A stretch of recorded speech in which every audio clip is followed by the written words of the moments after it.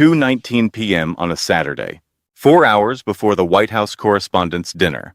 Donald Trump hit post on a message that sounded less like wartime leadership and more like somebody canceling a frustrating layover.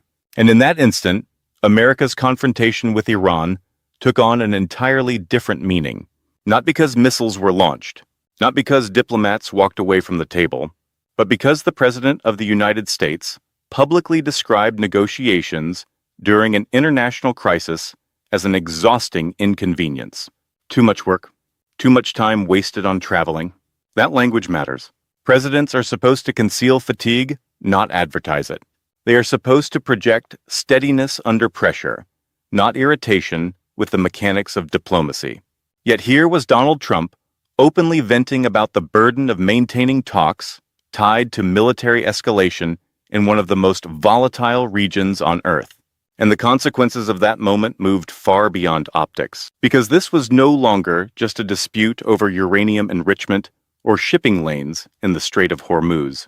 What surfaced instead was a deeper concern about whether the White House still understood the discipline required to manage geopolitical crises without turning emotional frustration into public strategy.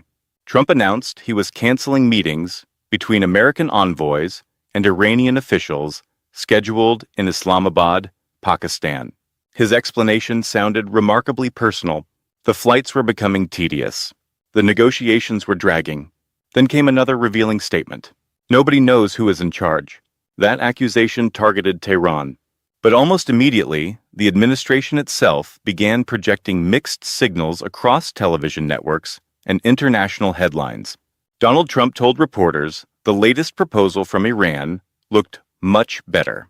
Marco Rubio responded with comments suggesting any arrangement allowing Iranian leverage over the Strait of Hormuz would be strategically intolerable. Same government, different interpretations, one side implying momentum, another describing unacceptable risk. Foreign adversaries notice contradictions like that instantly because high-level negotiations are never only about military capability. They are also about patience, coherence, and psychological endurance. Iran did not merely hear American demands.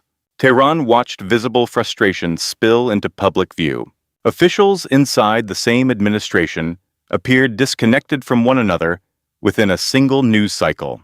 And most importantly, Iran saw a president broadcasting urgency to conclude the confrontation quickly. That changes leverage. The moment one side appears emotionally eager to escape the process, the other side gains room to maneuver. Meanwhile, regular Americans were already beginning to feel the economic effects far away from Washington press briefings. Gas prices climbing, oil markets reacting to instability surrounding one of the world's most important maritime choke points, transportation costs rising, while the White House struggled to maintain a unified message. Now place that beside the historical contrast hanging quietly over this entire episode. Franklin Roosevelt crossed oceans during World War II despite severe physical limitations, because maintaining alliances required stamina. John Kerry spent years building the Iran nuclear agreement through endless negotiations, revisions, inspections, and diplomatic coordination. Neither man stepped before cameras to complain that diplomacy demanded too much effort, because serious statecraft has never been convenient. Managing global stability has never been emotionally comfortable, and that is the unsettling reality emerging underneath this entire story. The growing perception that endurance itself is becoming incompatible with the current style of presidential leadership. And then the contradictions started piling up faster than the administration could contain them. Because Donald Trump was not merely complaining about negotiations. He was simultaneously trying to market the situation as progress. Minutes after canceling the diplomatic trip, Trump claimed the Iranians suddenly returned with a much better proposal once he walked away from the table. That statement was supposed to sound like strength. Instead, it exposed something far more revealing. If Tehran immediately improved its position after Trump threatened to leave, then why publicly announce exhaustion in the first place? Why signal irritation? Why tell the world the process had become unbearable? Experienced negotiators do not advertise emotional limits during high-stakes talks, because once the other side senses impatience, the balance changes instantly. And Iran's leadership understands strategic endurance better than almost any government Washington has dealt with over the last 4 decades. That is not praise. That is observable reality. Sanctions did not collapse the regime. Military pressure did not collapse the regime. Isolation did not collapse the regime. And now the White House was openly showing signs of internal strain after less than 2 months of confrontation. That matters because foreign policy is not driven by campaign rally energy. It is not cable news theater. It is not a real estate negotiation where one side storms out dramatically and expects applause from the audience afterward. Real diplomacy operates on leverage accumulated over time, message discipline, alliance coordination, economic pressure, intelligence analysis, and strategic patience. The moment leadership begins treating complex negotiations like an annoying scheduling problem, credibility starts eroding in front of allies and adversaries simultaneously. And then came the response from Senator Adam Schiff. Schiff pointed directly at the central weakness inside the administration's approach. There did not appear to be a coherent theory explaining what success even looked like anymore. That observation cuts deeper than most viewers probably realized, because administrations usually define objectives before escalation begins. What is the end game? Regime change? Containment? Deterrence? Temporary ceasefire? Permanent nuclear restrictions? Control of shipping lanes? The Trump administration kept drifting between narratives, depending on who stepped in front of the cameras that day. Trump suggested momentum. Rubio warned about strategic concessions. Other officials talked about stability. Others hinted at pressure campaigns. And somewhere inside that confusion sat a dangerous reality the White House never fully addressed publicly. Iran still possessed the ability to disrupt one of the most economically sensitive waterways on the planet. The Strait of Hormuz is not some abstract geopolitical talking point. Roughly 1/5 of global oil supply moves through that corridor, which means instability there immediately travels outward into gas stations, freight costs, airline tickets, food prices, manufacturing expenses, and household budgets across the United States. That is how modern geopolitical crises actually reach ordinary people, not through military maps on television screens, through receipts, through inflation, through families recalculating grocery costs while politicians debate strength from studio sets in Washington. And this is where the moral contrast becomes impossible to ignore. American service members deploy into dangerous regions under the expectation that civilian leadership possesses strategic clarity. Taxpayers absorb economic consequences under the assumption that decision makers are operating with discipline and consistency. But what the public witnessed instead was a president venting frustration over travel schedules, while members of his own administration delivered conflicting interpretations of the same negotiations within hours of each other. That is not a messaging problem. That is a command problem. Because when the chain of communication starts sounding unstable during an international crisis, markets react, allies grow nervous, adversaries start calculating risk differently, and confidence in the system itself begins weakening from the inside out. And while Washington struggled to explain its own objectives, another story quietly emerged in the background that made the entire situation feel even more surreal. Because during the same period that the administration was projecting uncertainty abroad, Donald Trump began talking about building a massive new ballroom and bunker complex at the White House. At first glance, that sounds almost absurdly disconnected from the Iran crisis, until you listen carefully to what Trump actually described. Bomb shelters, advanced communication systems, medical facilities underground, a hardened structure beneath a new ballroom on White House grounds. And suddenly the conversation stops sounding architectural. It starts sounding psychological. Garrett Graff, a historian who has extensively studied presidential continuity planning immediately pointed out the contradiction at the center of Trump's idea. For decades, American security doctrine has operated around one basic principle. When danger escalates, the president must leave the most obvious target location as quickly as possible. That is why emergency evacuation systems exist. That is why Air Force One exists. That is why secure underground continuity facilities were built far away from Washington during the Cold War. The goal has always been mobility, unpredictability, decentralization, but Trump's proposal pointed in the opposite direction.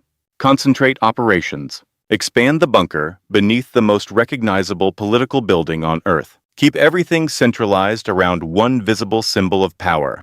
And that is where this story begins connecting in a way that should make people uncomfortable. Because the same leadership style appearing in the Iran negotiations was beginning to appear domestically too. Impatience with process, dislike of prolonged coordination, preference for direct personal control, suspicion toward institutions operating independently from the leader himself. Even the ballroom detail matters more than it initially appears. Trump floated the idea of eventually hosting the White House Correspondents' Dinner inside this new complex. That sounds cosmetic until you recognize the practical implication. A correspondents' dinner held on White House grounds would place the guest list under far tighter presidential influence. Reporters considered hostile could theoretically be excluded more easily. Media access becomes more conditional. The symbolic relationship between independent press and executive power shifts subtly but unmistakably. Again, none of this by itself proves authoritarianism. But patterns matter, and patterns become impossible to ignore when they begin repeating across unrelated events. A president frustrated by diplomacy, an administration speaking with conflicting voices, a growing focus on centralized control, increasing hostility toward institutional friction, public irritation replacing strategic restraint. These are not isolated headlines anymore. They are connected behaviors. Meanwhile, ordinary Americans remain the ones absorbing the downstream consequences of elite dysfunction. Military families wait anxiously while geopolitical tensions escalate. Small businesses pay higher transportation costs tied to oil volatility. Consumers face rising expenses that travel through the economy faster than politicians admit publicly.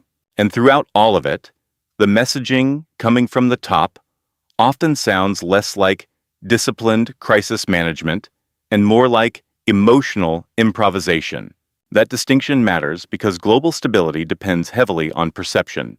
Financial markets trade on confidence. Military alliances rely on predictability. Diplomatic relationships require trust that serious negotiations will not collapse because one side becomes personally irritated with the pace of the process.